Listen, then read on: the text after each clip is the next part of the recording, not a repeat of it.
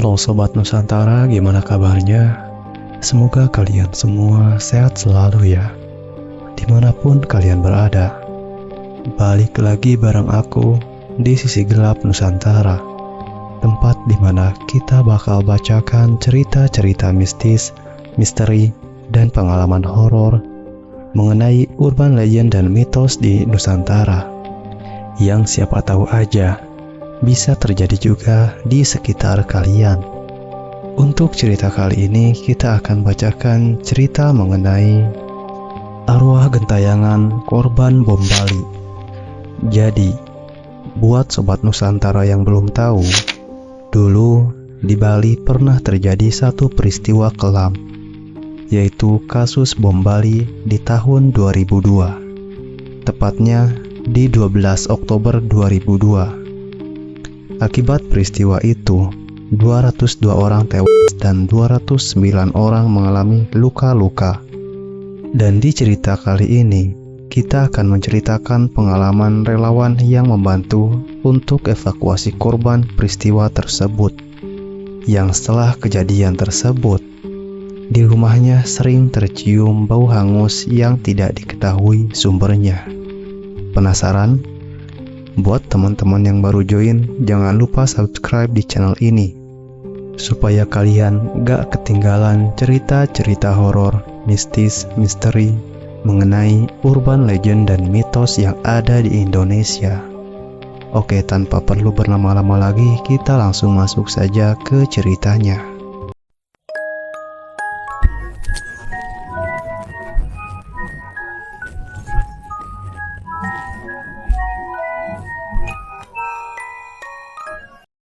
Malam di Denpasar selalu terasa sama bagi Made. Terlalu tenang. Hanya ada suara jangkrik dan dengungan kipas angin yang berputar malas di langit-langit ruang makan. Piring-piring sudah kosong. Nasi tersisa di sendok. Dan Luh Mira baru saja menumpuk semuanya di bak cuci. Lampu kuning 15 watt menggantung di tengah ruangan, membuat bayangan di dinding menari setiap kali angin lewat celah jendela. Rumah itu kecil, 2 kamar, 1 dapur, 1 lorong menuju kamar mandi belakang. Dari luar tak ada yang aneh, tapi malam itu, sejak ia duduk, Made merasa udara di dalam rumah agak berbeda. Seperti ada bau arang yang samar. Ia mendongak dari kursinya. "Mir, kamu cium nggak?" katanya pelan. Mira berhenti mencuci piring, menoleh. "Apa?" "Kayak bau hangus dari arah dapur kayaknya." Mira mendengus, menoleh ke arah belakang rumah.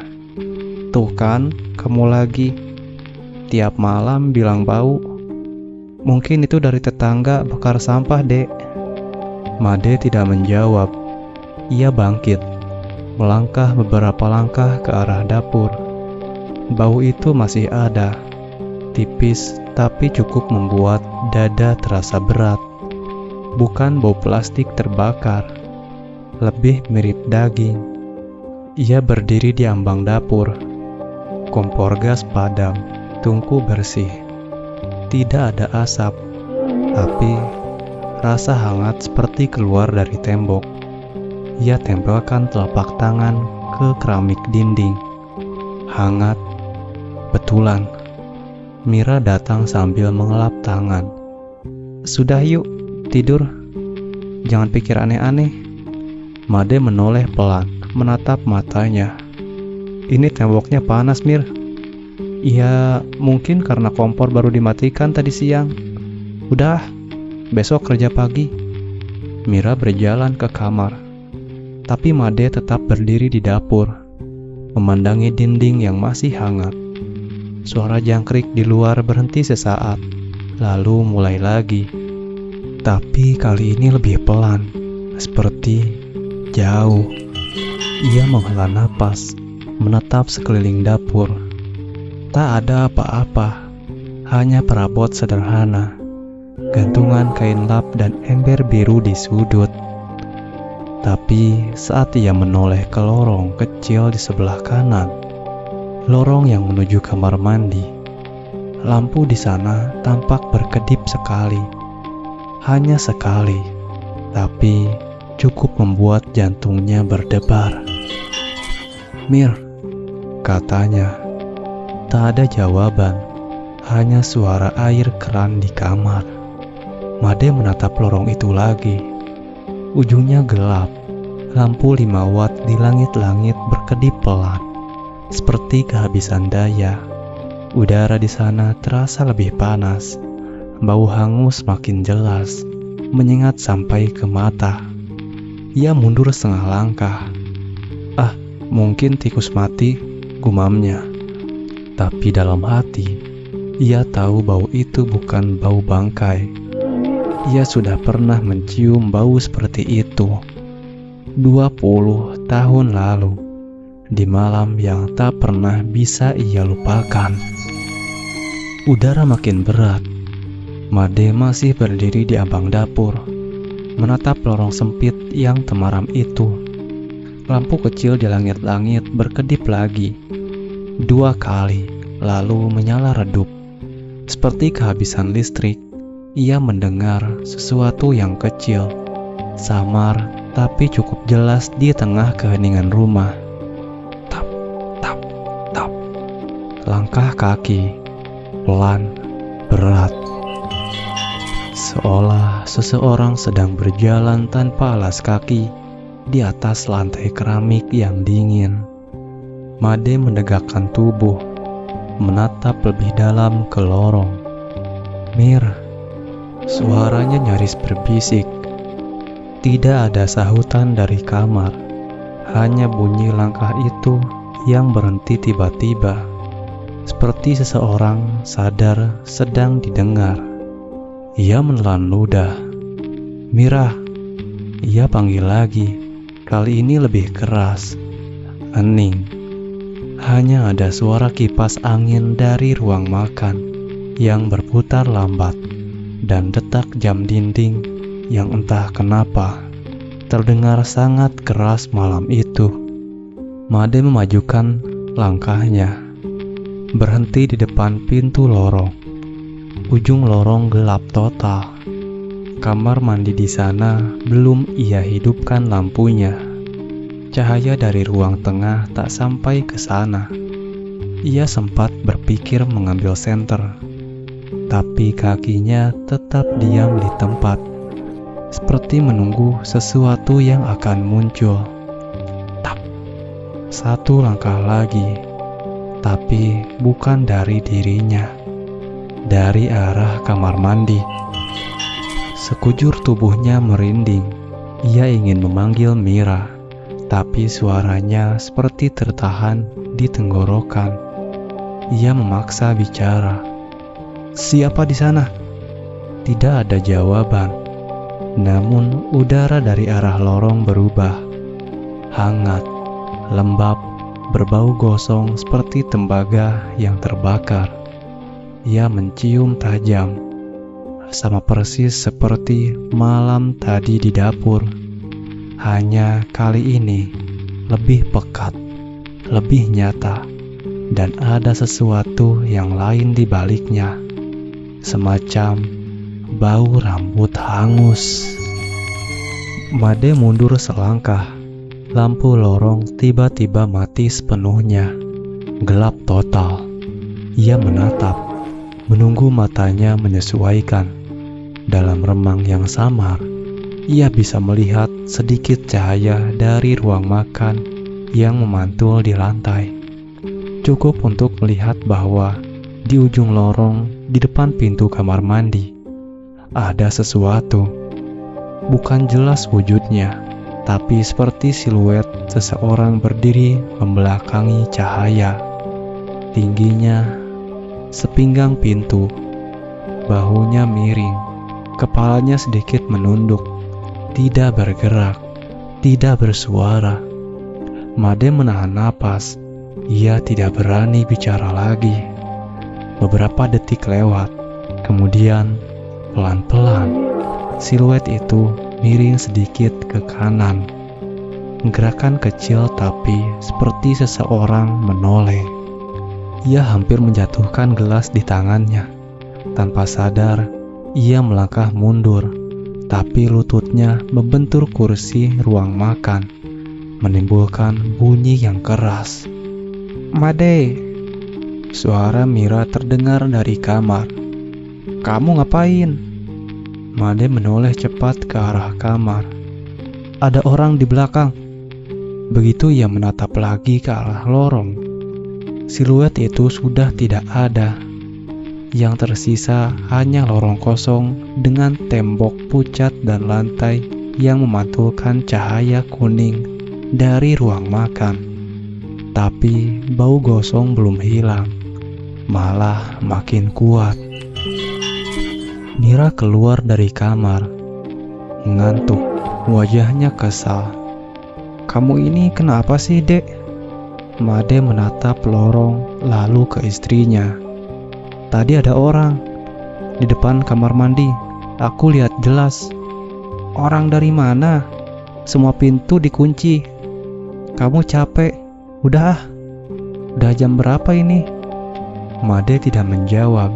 Ia menatap ke arah lantai lorong. Cahaya dari ruang makan cukup untuk memperlihatkan sesuatu yang kecil dan hitam. Bentuk seperti jejak kaki, tapi warnanya keabu-abuan. Dan di sekelilingnya ada bekas seperti arang yang melebar. Mira menyipitkan mata. "Itu apa?" Made mendekat perlahan, menatap lebih dekat. Permukaan keramik itu retak halus, dan di tengah jejak itu seperti ada sisa daging yang menempel, hitam, kering. Ia mundur, mual.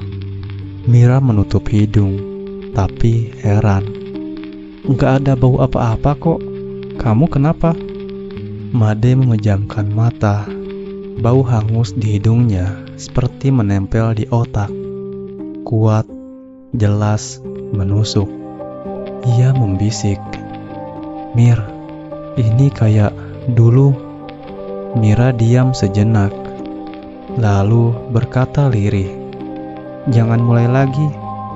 Keduanya menatap lorong gelap itu lama. Tak ada yang bicara. Lampu lorong tiba-tiba menyala sendiri lagi. Nyala yang redup, berkelip sekali lalu stabil. Lorong kosong, tapi hawa panasnya masih terasa. Mira menarik lengan Made. "Sudah, ayo tidur. Besok kamu lihat sendiri kalau itu cuma lantai kotor." Made tak melawan. Ia berjalan kembali ke ruang makan, tapi sempat menoleh sekali lagi ke lorong. Tidak ada siapa-siapa, tapi dari dalam kamar mandi, pelan sekali, seperti suara napas yang ditahan lama, terdengar satu helaan. "Panas." Made tetap berdiri di tempat, tubuhnya kaku. Napas itu masih terngiang di telinganya. Pelan tapi nyata, seperti seseorang menahan sakit. Mira sudah kembali ke kamar. Mungkin menganggap semua ini cuma halusinasi dari kepala suaminya yang capek.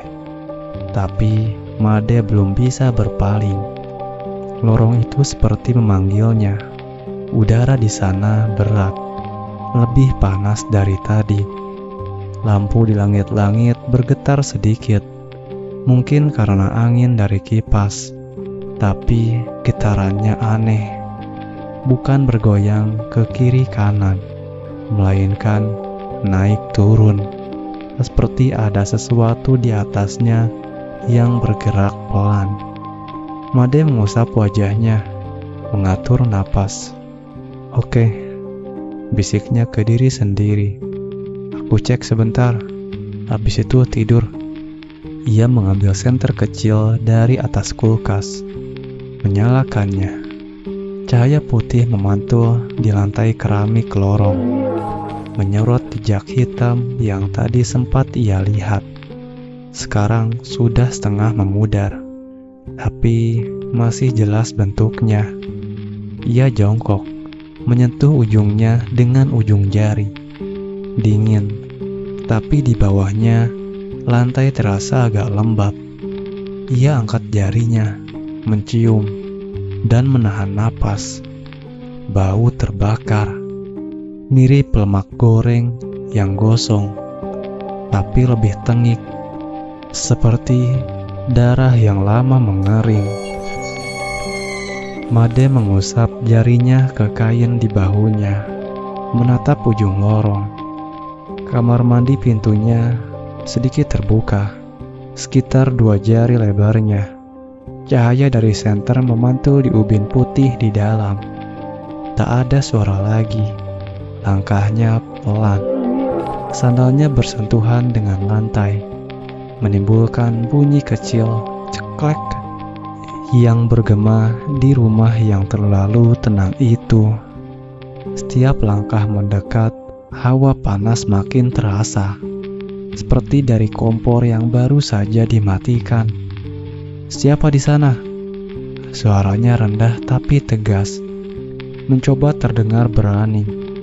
Tak ada jawaban, tapi pintu kamar mandi bergerak sedikit. Tidak menutup, tidak terbuka, hanya bergetar, seperti seseorang di dalamnya menahan napas. Cahaya senter menyorot ke bawah pintu. Lantai di depan pintu tampak basah. Ada air yang merembes keluar, tapi warnanya agak gelap. Made menunduk, menyorot lebih dekat. Air itu bukan bening, ada semburat merah kehitaman. Ia mundur perlahan. Senter masih menyala. "Mir," panggilnya. Kali ini lebih keras, tapi dari kamar tidak ada sahutan. "Mira!" Masih tidak ada. Lampu lorong berkelip sekali. Saat itu juga, pintu kamar mandi bergerak sendiri. Terbuka sedikit lagi. Engselnya berdecit pelan. Made mengangkat senter, menyorot ke dalam. Kamar mandi itu kecil. Ubin putih ember di pojok, cermin di atas wastafel. Tapi di dalamnya, di tengah lantai, seperti ada bekas tapak gosong, bulat, tidak rata, seperti seseorang berdiri di situ dan meleleh sebagian tubuhnya. Air di ember tenang, tidak bergerak, tapi permukaannya memantulkan cahaya senter yang bergetar. Lalu tiba-tiba, biur! Air di ember berguncang tanpa sebab. Cipratannya keluar, membasahi kaki Made. Ia mundur spontan. Senter terayun. "Sial!" Senter hampir jatuh, tapi ia tangkap lagi. Permukaan air di ember berhenti bergetar, tapi di dalamnya pantulan cahaya berubah bentuk, seperti wajah seseorang, samar separuh tenggelam. Wajah perempuan muda, matanya setengah tertutup, rambutnya basah menempel di pipi, kulitnya seperti melepuh di sisi kanan. Made terpaku, tidak bisa teriak. Wajah itu tidak bergerak, hanya menatap balik ke arah dirinya dari bawah air. Ia mundur 1 langkah. Ember itu tidak bergoyang, tapi wajah di dalam air perlahan menghilang, seolah tertarik ke dasar. Senter di tangannya bergetar. "Mira!" Masih tidak ada jawaban. Made menunduk sekali lagi. Ember itu kosong, airnya tenang, tapi di lantai, tepat di depan ember, muncul genangan baru, kecil, bentuknya bulat, seperti bekas kaki basah yang baru saja melangkah keluar dari air. Genangan itu 1, lalu 2, lalu 3. Menjauh dari ember ke arah pintu, menuju tempat Made berdiri. Ia mundur perlahan, tidak berani menurunkan senter.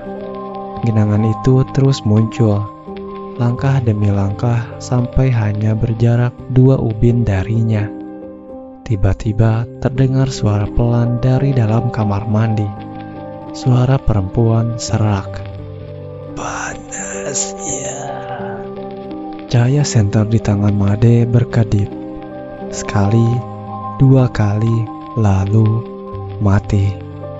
Gelap total. Made masih berdiri di sana. Senter mati di genggamannya. Napasnya cepat dan berat. Udara di lorong seperti membeku, tapi anehnya tetap panas. Campuran antara hawa terbakar dan keringat dingin yang menetes di pelipis. Ia tak berani bergerak. Matanya berusaha menyesuaikan dengan kegelapan, tapi hanya bisa menangkap sedikit bentuk. Garis pintu, pantulan cahaya samar dari ruang makan yang jauh di belakangnya. Dari kamar mandi terdengar lagi suara, pelan, serak, tidak jelas dari mana asalnya. Bukan kata-kata kali ini, tapi seperti suara seseorang menarik napas pendek, lalu menghembuskannya berat. Made memaksa tangannya menekan tombol senter. Sekali, tidak menyala. 2 kali, tidak juga. Ia memukul sisi senter dengan telapak tangannya. Kedip, nyala setengah detik, mati lagi. Tapi cukup untuk membuat jantungnya melonjak. Di dalam pantulan cahaya itu, di depan pintu kamar mandi, ada sepasang telapak kaki hitam mengkilap. Berdiri, diam, basah, dan beruap tipis. Ia tak sempat berpikir. Made mundur cepat. Bahunya menabrak tembok. Suara keras memantul ke seluruh rumah. "Mira!" Suaranya pecah. "Mira!" Langkah cepat dari kamar. "Apalagi, Dek?" Mira muncul di ujung lorong. Rambutnya berantakan, wajah setengah mengantuk. Ia menatap Made dengan cemas, lalu ke arah pintu kamar mandi. "Astaga, kamu ngapain di situ?" "Lampu mati, ada orang tadi di..." Tiba-tiba lampu lorong menyala lagi sendiri. Ruangan itu terang mendadak, membuat mata mereka berdua menyipit. Lorong bersih. Pintu kamar mandi terbuka sedikit, dan tidak ada siapa-siapa. Lantai kering, tidak ada air, tidak ada bekas kaki. Made diam, dadanya naik turun cepat. Mira menatapnya lama. "Kamu lihat apa?" Made menelan ludah. "Ada orang di depan pintu, kakinya..." "Orang dari mana? Semua jendela dikunci, Dek. Kamu dengar sendiri tadi aku di kamar. Gimana bisa ada orang?" Ia tidak menjawab. Pandangannya jatuh ke lantai. Di sana, tepat di tempat ia berdiri, masih ada bekas kecil, arang tipis, bentuknya lonjong, hitam seperti gosong api. Ia jongkok pelan, mengusap dengan kain lap di tangannya. Mira berdiri di belakang, bersedekap. "Bersihin aja dulu, udah malam." Made mengangguk pelan, mengelap bekas itu. Tapi saat kain menyentuh lantai, aroma hangus langsung menyengat, tajam, seperti bau daging terbakar yang menempel di udara. Ia berhenti, mengangkat kainnya. Ada noda hitam menempel di sana, dan panas, betul-betul panas, seperti baru keluar dari bara. Made menjatuhkan kain itu ke lantai. "Panas banget," gumamnya. Mira mengangkat alis. Panas gimana? Itu kan lantai dingin. Made menatap tangannya. Jari telunjuknya memerah seperti habis tersentuh besi panas. Ia usap pelan, tapi rasa panasnya tidak hilang, malah makin perih. Mira sudah mau bicara lagi, tapi tiba-tiba hidung Made mencium sesuatu yang jauh lebih kuat dari sebelumnya. Bau hangus, tapi kali ini bercampur amis, berat seperti daging mentah yang direbus. Ia menutup hidung, hampir muntah. Mira, kamu gak cium? Mira menatapnya bingung. Cium apa? Made memandang sekeliling. Hidungnya gemetar menahan bau. Kayak daging kebakar, parah banget. Mira menggeleng. Enggak ada bau apa-apa, Dek. Made memalingkan wajah, tapi bau itu malah makin kuat, seperti datang dari belakangnya, dari arah dapur. Ia menatap Mira, lalu kembali ke arah lorong. Dari belakang, katanya pelan. Mira menghela napas, setengah jengkel. Udahlah, udah malam. Besok aja kita bersihin semua. Mir, bentar aja. Aku mau pastiin kompor mati beneran. Udah dicek tadi. Tadi cuma sekali, sekarang baunya makin. Suara kecil memotong ucapannya. Krek. Bukan dari dapur, tapi dari arah wastafel kamar mandi. Suara seperti sesuatu jatuh pelan, entah sabun atau gelas. Mira menatap ke sana. Itu apa? Made tidak menjawab. Ia maju 2 langkah. Senter masih mati di tangannya. Cahaya dari lorong cukup terang untuk melihat bahwa dari dalam kamar mandi keluar sedikit asap tipis, putih melingkar. Mira memegang lengannya. Udah, jangan Dek, cukup. Made menarik napas panjang. Sebentar aja. Ia masuk ke kamar mandi perlahan, menahan napas. Asap itu keluar dari wastafel. Di sana, di dalam bak cuci, ada sesuatu yang menempel, kecil, hitam, seperti potongan kulit terbakar. Ia ambil tisu, menyentuhnya pelan. Begitu disentuh, benda itu pecah jadi abu halus, menempel di jarinya. Dan dari abu itu, keluar bau yang lebih kuat lagi. Bau tubuh terbakar. Ia tahu betul bau itu. Made tersandar ke dinding. Pucat. Mira di luar menatapnya panik. Dek. Made memejamkan mata, berusaha menelan ludah, tapi tenggorokannya kering. Ketika ia buka mata lagi, cermin di depan wastafel sudah berembun, padahal ruangan tidak panas. Dan dari embun itu, perlahan muncul tulisan seperti digores jari seseorang. Masih hangat. Mata Made terpaku pada tulisan itu. Huruf-hurufnya tebal, bergaris kasar, seperti dicoret dengan jari yang kotor abu. Uapnya berputar pelan di udara, membentuk garis tipis yang masih mengepul di permukaan cermin. Ia tak bisa berpaling. Dadanya sesak, tapi kakinya tak mau bergerak. Mira, katanya pelan. Suaranya nyaris tak keluar.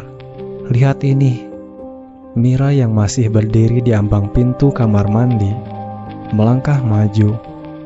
Lihat apa? Made menuding ke cermin. Tulisan itu masih jelas di sana. Tapi begitu Mira menatap, huruf-hurufnya mulai pudar seperti disapu angin. Dalam hitungan detik, embun hilang seluruhnya. Mira menatap cermin kosong itu dan menoleh ke suaminya. Lihat apa, Dek? Kosong kan? Made menelan ludah, kering. Tadi ada tulisan di cermin, aku lihat jelas. Tulisan apa? Ia berhenti sejenak. Tulisan masih hangat. Mira diam, menatapnya lekat-lekat, seperti menilai apakah Made sedang bercanda. Udah dek, katanya akhirnya. Kamu itu kecapean. Dari tadi juga ngomong aneh terus. Coba istirahat dulu, nanti sakit beneran. Made tidak menjawab.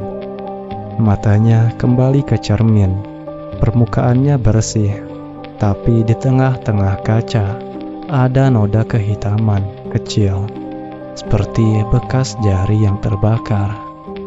Ia usap dengan tisu. Tidak hilang, malah melebar. Tisu di tangannya ikut menghitam di ujungnya, lalu menimbulkan bau gosong tipis. Mira mencium sesuatu. Sekarang aku cium dek. Ini bau apa sih? Kayak... Made buru-buru buang tisu itu ke wastafel. Gak tahu. Mira menatapnya lagi. Kita keluar dulu.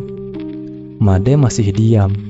Baru setelah Mira menarik tangannya, ia melangkah keluar pelan, menutup pintu kamar mandi di belakangnya.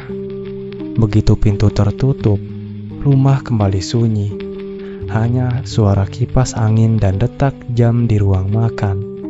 Tapi di udara, bau gosong itu tetap ada, samar tapi menempel. Mereka duduk di kursi ruang makan. Mira menggenggam tangan suaminya. Dek, jujur, kamu udah lama mimpiin hal itu lagi ya? Made menatap ke arah lantai, menggeleng pelan. Enggak mimpi, cuma kadang keinget aja yang waktu dulu. Iya, Mira menunduk. Udah lama banget itu, 20 tahun kan? Kamu udah bantu banyak orang waktu itu. Kenapa masih kebayang? Made menarik napas dalam. Ada satu yang gak bisa aku lupain. Yang mana? Ia terdiam. Mata Made kosong menatap ke arah lorong. Kedua tangannya refleks mengusap jari yang masih terasa panas dari tadi. Kulit di sana memerah, seperti melepuh ringan. Mira memperhatikan. Itu kenapa? Gak tahu. Tadi waktu lap lantai panas banget, kayak kena bara. Mira bangkit, berjalan ke dapur, mengambil es batu dari kulkas. Sini. Ia membungkusnya dengan kain dan menaruhnya di tangan Made. Udah, diam dulu, besok baru cerita. Made mengangguk pelan, tapi pandangannya tetap ke arah lorong. Di sana, pintu kamar mandi masih tertutup rapat, tapi sesuatu di bawahnya membuatnya menahan napas. Ada cahaya redup yang keluar dari celah bawah pintu, seperti pantulan air yang beriak, memantulkan cahaya berwarna oranye. Padahal, lampu di dalam kamar mandi sudah ia matikan. Mira mengikuti arah pandangannya. Apalagi itu? Made pelan-pelan bangkit, menaruh es batu di meja. Tunggu di sini. Dek, jangan lagi ah. Sebentar aja. Ia berjalan ke arah lorong. Langkahnya berat. Setiap ubin berbunyi pelan di bawah sandal. Semakin dekat, cahaya oranye itu makin jelas, seperti cahaya dari bara. Made berhenti di depan pintu. Dari dalam terdengar bunyi kecil, tik, tik, tik, seperti sesuatu menetes ke lantai. Ia pegang gagang pintu. Panas, sangat panas. Made menarik tangannya cepat, hampir memakik. Ia menoleh ke arah Mira di ruang makan, tapi belum sempat ia bicara, terdengar krek dari balik pintu. Bunyi kaca retak. Mira menjerit kecil. Apa itu? Made menempelkan telinganya ke pintu. Di dalam, Suara tetesan makin cepat, bercampur sesuatu seperti suara seseorang bernapas berat, cepat, dan sesekali tersedak. "Dek, udah!" teriak Mira dari jauh. Made mengangkat tangan, memberi isyarat tunggu. Tapi begitu ia menunduk, melihat celah bawah pintu, napasnya berhenti. Ada sesuatu yang menetes keluar. Cairan kental berwarna gelap, menetes perlahan ke ubin. 3 tetes, 4, lalu berhenti. Made mundur, tangannya gemetar. Cairan itu menetes di ujung kakinya, hangat dan baunya bau daging gosong. Ia menatap pintu kamar mandi, lalu ke arah cermin di dalam yang tampak buram dari celah cahaya. Samar di sana, seolah ada bayangan seseorang berdiri. Dan saat itu juga, tulisan baru mulai muncul di kaca. Terbalik dari posisi mereka, tapi masih bisa terbaca dari luar. "Aku gak sempat keluar." Tulisan itu tampak perlahan, seperti terbentuk dari dalam kaca, bukan dari permukaannya.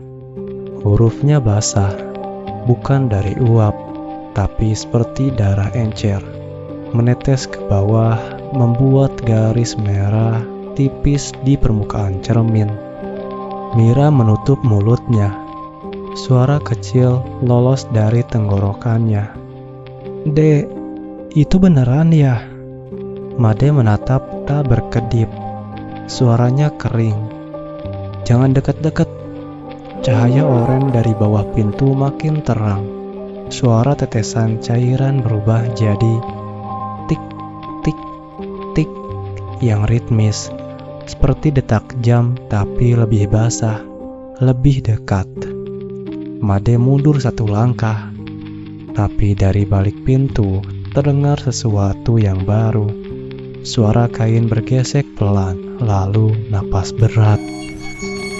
Dan setelah itu, ketukan 3 kali dari dalam. Tok, tok, tok. Suara itu tidak keras, tapi tegas. Mira spontan mundur ke belakang, menabrak kursi ruang makan hingga jatuh. "Deh, jangan buka." Made menatap pintu, lalu pandangannya turun ke bawah. Cahaya oranye itu kini berkedip-kedip. Ia menelan ludah, lalu perlahan menunduk. Dari celah bawah pintu keluar asap tipis berwarna abu-abu, berputar di udara, lalu melingkar di sekitar kakinya. Bau hangus makin tajam, kali ini jelas, seperti kain yang baru terbakar, dan kulit manusia yang melepuh. Made mengusap hidung, tapi rasa mual malah makin kuat. Ia berbalik ke Mira. "Ambil air." "Air? Buat apa?" "Cepet." Mira berlari kecil ke dapur, membuka keran, mengambil gayung berisi air. Tangannya gemetar saat menyerahkan ke Made. Made mendekat ke pintu kamar mandi, lalu dengan satu gerakan cepat menyiram ke bawah pintu. Air mengalir deras ke dalam, tapi begitu menyentuh celah di bawah pintu, terdengar suara tss. Bukan suara air jatuh ke lantai, tapi seperti air menyentuh besi panas. Dari celah pintu itu keluar uap putih pekat, disertai bau menyengat yang membuat matanya perih. Mira menutup hidung, mundur. "Ya Tuhan!" Made menunduk lagi, tapi kali ini uapnya begitu tebal sampai menutupi pintu. Saat uapnya perlahan hilang, mereka melihat sesuatu yang membuat darahnya membeku. Bagian bawah pintu kamar mandi kini hangus sebagian. Kayunya menghitam, dan di permukaannya menempel sidik jari. Tidak satu, tapi banyak, puluhan, kecil dan besar, seolah ada banyak tangan yang menekan pintu itu dari dalam, mencoba keluar. Mira menangis kecil. "Dek, udah, keluar dari rumah ini." Made tetap terpaku. "Enggak, tunggu." Ia berjongkok, menatap jejak sidik jari itu lebih dekat. Di antara semua, ada satu jejak yang jelas, lebih dalam, lebih hitam dari yang lain, seolah jari itu menembus kayu. Dan di dalam lekukannya, sesuatu berkilau. Made ragu-ragu, lalu memegang ujungnya dengan kain basah. Ia menarik pelan. Sesuatu terlepas dari kayu, jatuh ke lantai dengan bunyi logam kecil. Sebuah anting. Bentuknya sederhana, bulat kecil, separuh meleleh di salah satu sisi. Tapi di bagian belakangnya masih tertulis inisial S.A. Made terpaku. Tangannya bergetar memegang benda itu. Mira menatapnya. "Itu punya siapa?" Made tidak menjawab. Ia tahu benda itu. Ia pernah melihatnya 20 tahun lalu di tumpukan barang korban ledakan. Ia sendiri yang memungut satu pasang anting seperti itu dari tubuh seseorang perempuan muda yang terbakar hidup-hidup di depan Pedis Cafe. Satu anting ia simpan di pos relawan, yang satunya hilang. Dan sekarang anting itu muncul dari balik pintu kamar mandinya sendiri. Made perlahan berdiri. Wajahnya pucat. Tangannya masih menggenggam benda itu erat. Cahaya dari bawah pintu tiba-tiba padam. Lorong menjadi gelap total. "Dek." Suara Mira pelan, hampir berbisik. Made tidak menjawab. Ia hanya menatap pintu itu dalam kegelapan, mendengar napas. Bukan napasnya sendiri. Suara napas itu sangat dekat, bukan dari belakang pintu, tapi di sisi lain, di ruang lorong yang sama, seperti seseorang berdiri di belakangnya, bernapas perlahan, panjang, dan berbau hangus. Made membeku. Napasnya berhenti di tenggorokan. Ia bisa merasakan udara di belakang tengkuknya berubah. Panas, berat, dan berbau seperti rambut terbakar. Suara napas itu makin dekat, panjang, dalam. Lalu terdengar bisikan kecil, serak seperti pita suara yang meleleh. Darah Made berhenti mengalir. Ia tak berani menoleh, tapi tubuhnya mulai gemetar. Mira di ujung lorong melihat suaminya diam seperti patung, menatap ke depan tanpa gerak. "Dek," panggilnya pelan. Made membuka mulut, tapi suaranya hilang. Senter di tangannya yang tadi mati tiba-tiba menyala sendiri. Cahaya putih menusuk ke dinding di depannya, lalu bergeser pelan ke arah kanan, seolah ditarik oleh sesuatu yang tak terlihat. Cahaya itu berhenti di dinding dekat pintu kamar mandi. Di sana, di permukaan cat krem yang kusam, muncul bayangan dua orang. Satu berdiri tegak, tubuh Made, dan satu lagi di belakangnya, lebih kecil, condong ke depan. Wujudnya tak utuh, hanya kepala dan bahu, tapi rambutnya panjang dan ujungnya seperti terbakar. Mira menjerit, "Dek, di belakangmu!" Made refleks berbalik, cepat. Cahaya senter ikut berputar, menyorot udara kosong. Tak ada siapa-siapa, hanya hawa panas langsung menyambar wajahnya. Ia menunduk spontan, menutup mata. Senter di tangannya bergetar lagi, Cahayanya meloncat ke lantai. Di sana sesuatu baru muncul. Jejak kaki, basah dan gosong, melangkah menjauh dari tempat Made berdiri, menuju ruang tamu. Langkah-langkah itu muncul satu demi satu, tanpa suara, seperti ada yang berjalan tapi tak terlihat. Mira mundur, tubuhnya gemetar. "Dek, keluar aja, sekarang." Made tidak bergerak. Pandangan matanya mengikuti jejak itu sampai berhenti di depan rak kecil dekat pintu depan rumah. Rak itu tempat mereka menyimpan helm dan kunci motor.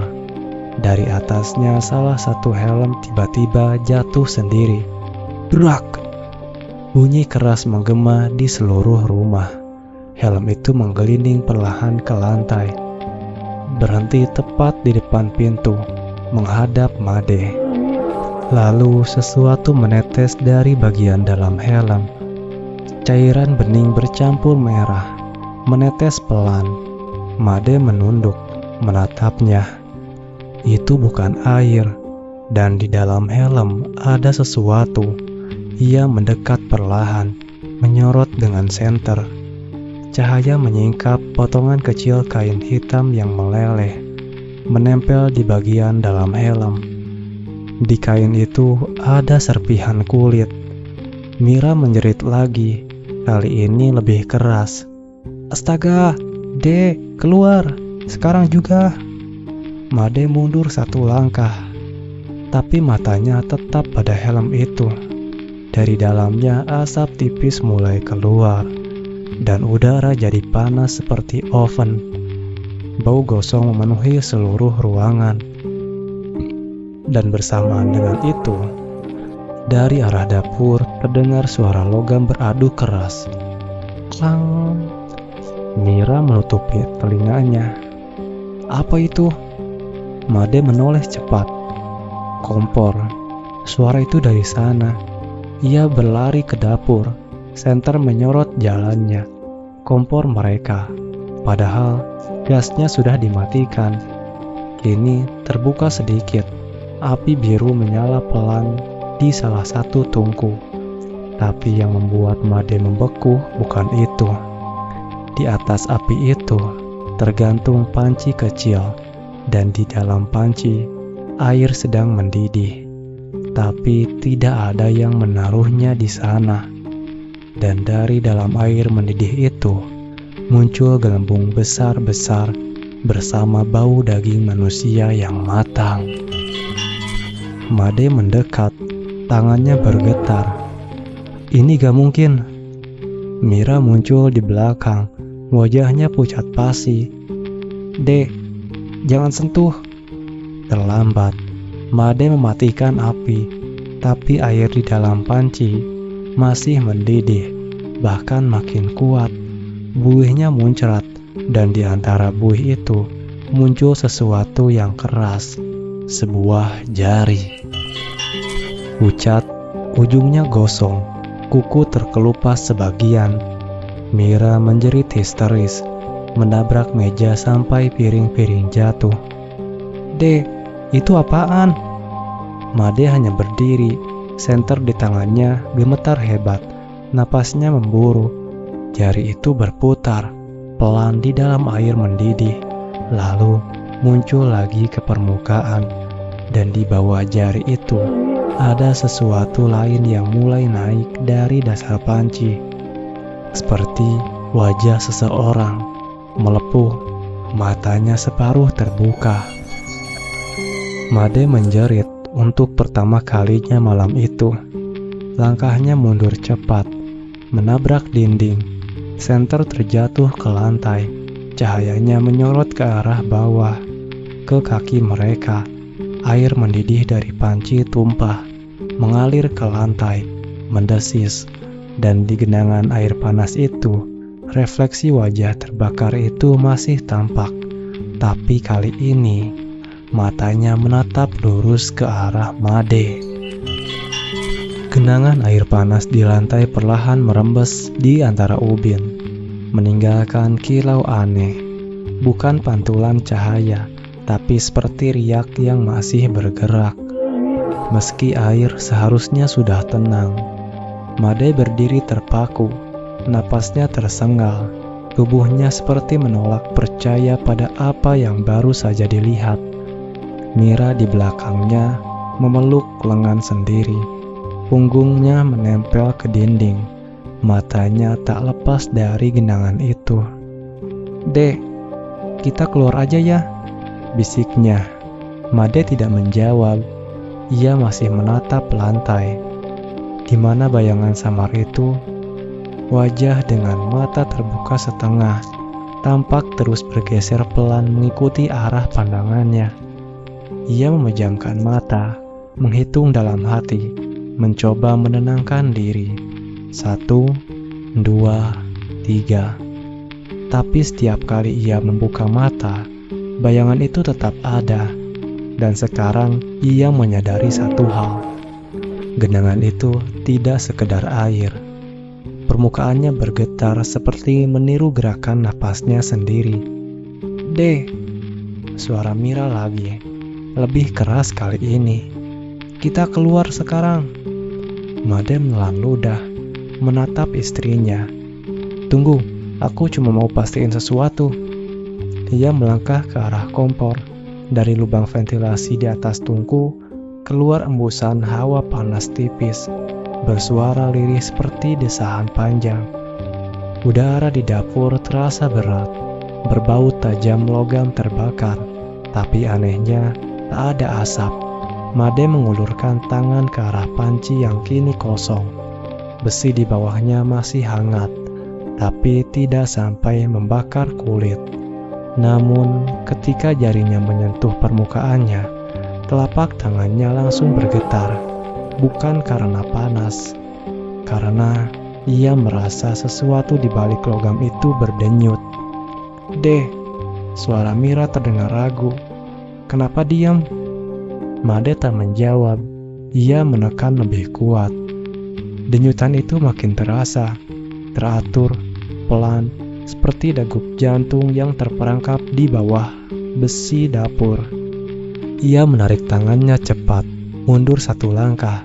Tungku itu mengeluarkan bunyi krek kecil seperti logam memuai, dan di permukaannya muncul garis halus seolah retakan. Dan dari celah itu keluar hawa panas, bukan api, tapi gelombang udara yang bergerak seperti napas. Made menatap retakan itu lekat-lekat. Hawa panasnya tidak menyakitkan, tapi aneh, seperti berasal dari dalam tubuh manusia. Dan dari dalam celah itu terdengar suara samar, nyaris tak terdengar. "Masih di sini." Mira langsung mundur, matanya melebar. "Kamu dengar itu, Dek?" Made tak menjawab, tapi wajahnya memucat. Suara itu tak berhenti. "Masih di sini. Kau tinggal aku." Made menatap tungku itu lama, lalu menutup matanya dengan tangan. Napasnya semakin cepat. "Enggak, bukan," gumamnya pelan, seperti menolak sesuatu yang muncul di pikirannya sendiri. Mira perlahan mendekat. "Dek, siapa?" Made membuka mata, tatapannya kosong. "Dia, dulu, waktu ledakan, aku bantu evakuasi. Aku kira dia udah nggak ada waktu itu." "Siapa?" Made menggeleng pelan, hampir tidak sadar sedang bicara. "Sinta, aku janji bakal balik bantu dia keluar, tapi aku nggak pernah sempet. Dia ketimpa, aku nggak balik lagi." Mira menatapnya ngeri. "Kamu bilang semua korban udah diangkat waktu itu." Made menatap ke arah tungku yang masih bergetar halus. "Semua, kecuali dia." Sunyi, hanya bunyi tik, tik, tik, air dari keran bocor di wastafel dapur. Lalu perlahan, dari retakan di tungku itu, keluar sedikit hawa lembab. Udara panas bercampur aroma garam laut. Bersamanya muncul uap tipis membentuk siluet samar di udara. Perempuan berambut panjang, condong ke depan tanpa wajah yang jelas. Mira menjerit dan berlari ke arah pintu belakang. Made masih terpaku, matanya menatap uap itu yang seolah menatap balik padanya. Tanpa mata, tanpa mulut, hanya satu suara yang terdengar dari dalam bentuk kabut itu, lirih seperti desahan. Kau tinggal aku di api, tapi aku tetap di sini, Made. Cahaya di dapur berkedip, kipas angin berhenti berputar, dan seluruh rumah mendadak hening. Made perlahan mundur ke arah Mira yang memegangi gagang pintu. Tapi sebelum ia sempat bicara, sesuatu mengetuk dari bawah lantai. Pelan tapi jelas. Tok, tok, tok. Seolah ada yang masih hidup di bawah rumah. Selesai. Terima kasih buat kalian yang udah nonton sampai akhir. Kalau kalian suka dengan cerita-cerita horor, urban legend, dan mitos kayak gini, jangan lupa untuk subscribe di channel ini, biar kita bisa terus sama-sama berbagi kisah mistis tiap minggunya. Dan jangan lupa buat like videonya, tulis komentar tentang pendapat kalian, dan share ke teman-teman kalian biar mereka juga bisa ngerasain ketegangan yang sama. Dan yang paling penting, aktifkan juga lonceng notifikasinya supaya kalian gak ketinggalan cerita-cerita horor terbaru dari aku. Oke teman-teman, sampai jumpa di cerita horor berikutnya. Kita akan lanjutkan ke part keduanya. Di mana cahaya padam, disitulah kisah dimulai.